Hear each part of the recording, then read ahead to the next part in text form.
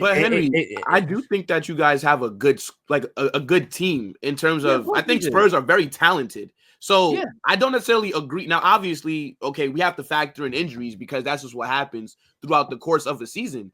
But I kind of do disagree, like with you, Kate, in terms of, well, if you bring in a new manager, then like what are they going to necessarily do? Because Levy's the problem. I think that Levy has, even though I don't necessarily rate the guy, I think that you do have a very talented team, and I think that you should be able to make a lot more noise. That's in spite of Daniel Levy, though. That's in spite of Daniel Levy. They have a good team because they finished in positions to just buy players. If Daniel Levy, no, but they still have the players. No. It's not his job to buy the players. Daniel Levy, Daniel Levy treats Tottenham as a secondary.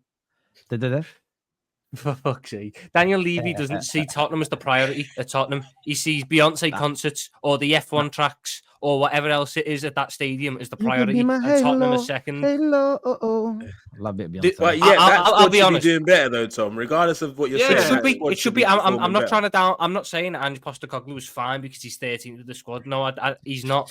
But I didn't think that in the summer, Thomas Frank should be the guy that they move mountain, heaven and earth to try and bring into that football club, because that's a man who can work with a small budget, work with players who necessarily aren't the greatest initially, find ways to develop them, and is willing and is able to actually tactically adapt to his opponents. After 10 games last season, a blueprint was created to beat Tottenham Hotspur. We are now on the 23rd of December 2024. That same blueprint beats Tottenham. But that's Ange's fault for not adjusting. That's the manager. I agree. Like, I don't think that that's like an indictment on their squad. Like, if you look at it, when healthy, right? I could make the argument that Tottenham have probably the most talented back line when healthy. You got Pedro Porro, you got Mickey Van de Ven, you got Christian Romero, and Destiny Udogie. That's a very talented back line. There's no reason that when all of them are out there, they should be looking so trash defensively. Let's not act like they're not a good Which one of those players would you take at Madrid? We are not moving on. We are not moving. How dare you? Hold on, because I would take Pedro Porro right now. And I would take one of Romero or Mickey Van de Ven at Real Madrid right now. Look at how Romero plays for Argentina. When Romero plays for Argentina, he's fucking phenomenal. Brilliant. When he plays for us, he's trying to do a Cruyff. Bro, it's the manager. Like, look at that. As I said, it's kamikaze style of football. Like, Ange Postecoglou, he starts games off as if they're already down 2-0. That's a managerial. That's why I asked earlier, what does he do? Like, I cannot understand what is Ange doing every week before a game, because he's going to play the same style, right? Like, they're so predictable. So I literally think that he's at Tottenham. He just shows up, goes through training, and then when he goes home, he's not thinking about what the other team's going to do. He's probably not even watching film for the team that they're going to be going against. Well, I won't lie to you. As soon as you said Tottenham have a talented back line, it's not talented, right? They also have Vicario, who's a talented goalkeeper. Oh, you're dying on this. No, I agree with you. They do have some good players. They do have some good players.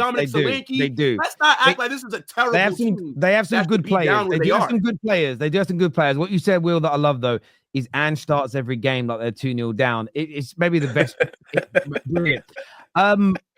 Listen, viewers, we're going to do some super chats here, but the big question for you all is should they keep Ange? Should they get rid of him? Well, it is a real dilemma.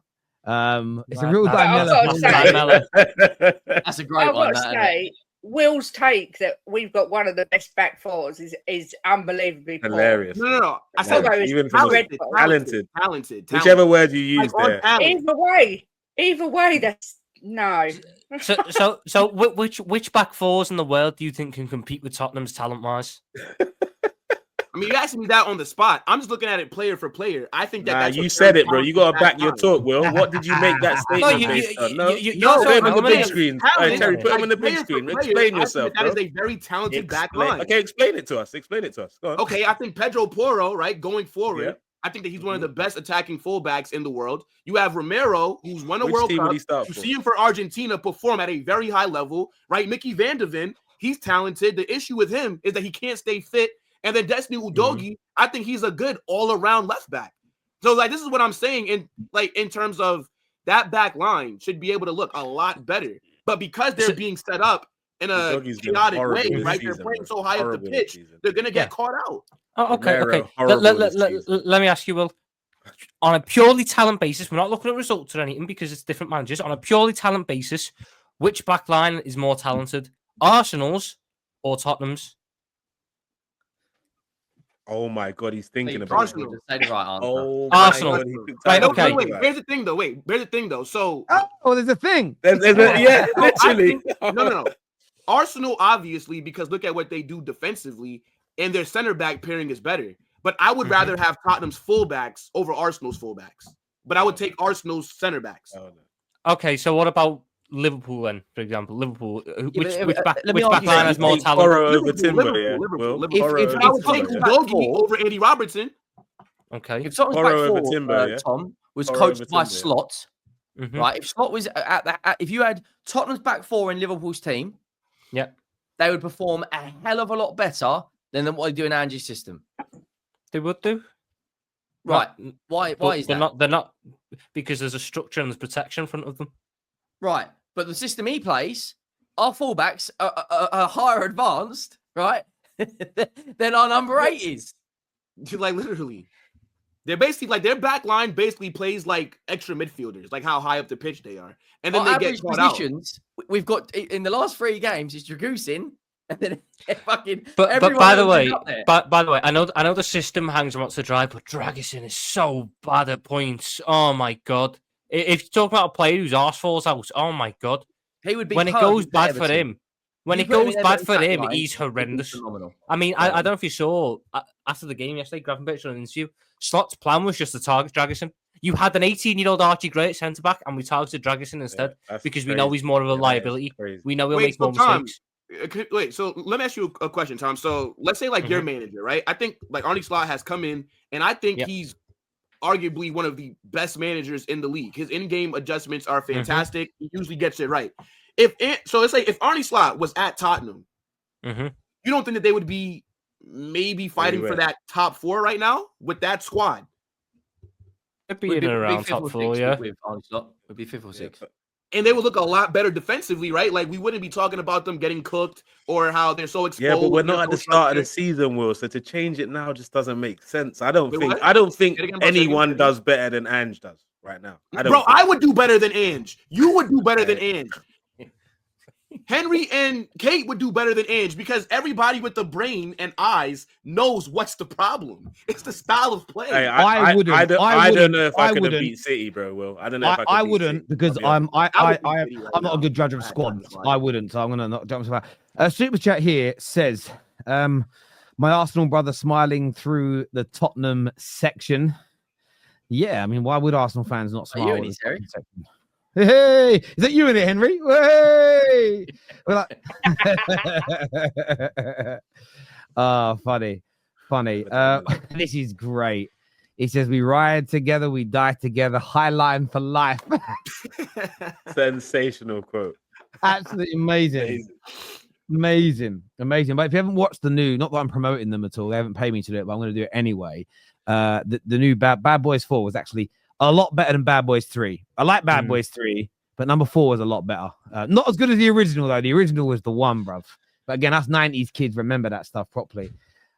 Kate and Jimbo were grown-ups then. But there ain't much difference between our ages there, Gobake. So, don't give me loads. There's not much difference. That is true. That is true. But I use a lot of oil of Ulay. Do you know what I mean? So I'm all right. Yeah. Do you know what I mean? And my hair's mine.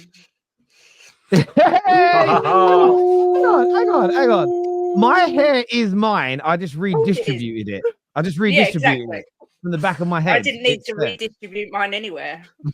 But you are a woman. If you went bald, that'd be a real problem. Do you know what I mean? If you just randomly went bald as a woman, but fair enough. Hand eyeline Postecoglou. That's what he is. To be fair, the fact that it was like 5-1 yesterday and Tottenham was we were still getting in behind off one pass. It was mental. At what point do you go, right, lads, drop 5. We're going to hold out at this. They were chasing the game, no? Chasing the game with what, 5-1? It's done. Mike here, who probably didn't appreciate. Mike here, who probably didn't appreciate the bald comments, says, "Hi, Terry, new subscriber, Gunnar as well." Big up, Mike. Good. He's a new member as well. Big up yourself for becoming a member. And if you need a hook up, I've got a little thing coming in March, so keep your eyes out for it. Look how well Nottingham Forest are doing. Would Spurs fans would you take Nuno back? Question for the Spurs fans. Well, right now. Well, yes, right now. Not in a year. Now, I would take Nuno over right Ange. now. Yeah. I'd take Nuno over Ange right now. No, I wouldn't. I'd take Poch back though, but that's because I love him. Jimbo. You know what, Tom? You can laugh and you can mock, but he would have that team playing a damn sight better than Ange. It would be better organised. We'd have a proper defence. He had us playing some sublime football.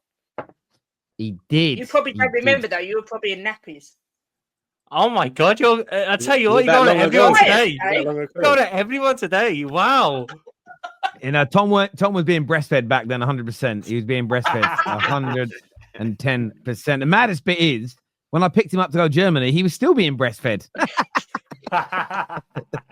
He loved it. That's why he doesn't eat food. That's why KJ, we've got to the bottom of it. That's why he doesn't eat food. It's because he's still being breastfed. That's what it is. That's what it is. James White here says, I want the PS5. Terry. Yes, we have got a super chat goal challenge. If we get there, one of the super chatters will be picked to win a PS5. No one's won it yet. We're also giving out free memberships as well. So thank you very much. He says, what does he say? And on Man United, I am youngster moving correct. Man United, I'm youngster moving correct. It would take time. Keep up. I don't know what that is. Yeah, I don't know what you're trying to say there, but it sounds like you're saying give it time.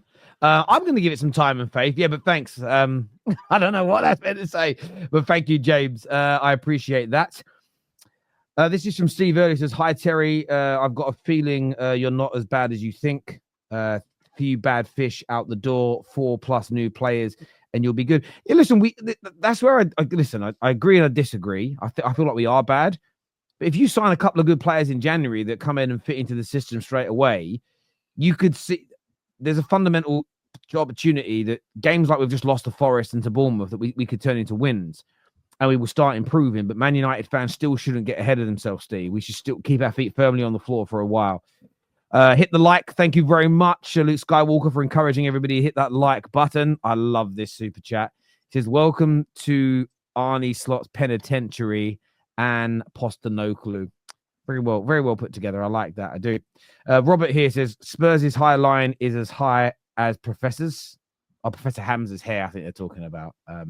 But that hairline goes right back to his neck, bruv. That's not high. That's gone. Like, that's finished, bruv. Do you know what I mean?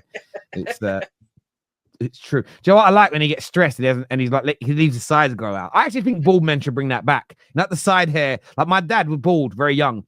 And as a kid growing up, when we used to draw our dad at school, I pictured it all the same. We drew a bald head and we just a little bit of curly hair on top because bald men used to keep the sides of their hair and then the little clump in the middle was still there. They should bring that stuff back, man. Instead of shaving it, it'd be a laugh. Why are we giving a team whose highlight is higher than their table position airtime? From Jacob Williams, because they are part of the traditional top six. But yeah, someone made a good point earlier. It's a top six show when half the teams in it aren't even in the top six in the table. We know what the top six means, but yeah. Fuck you lot. I ain't talking. I'm not. I'd rather not talk about Man United. But fuck you guys.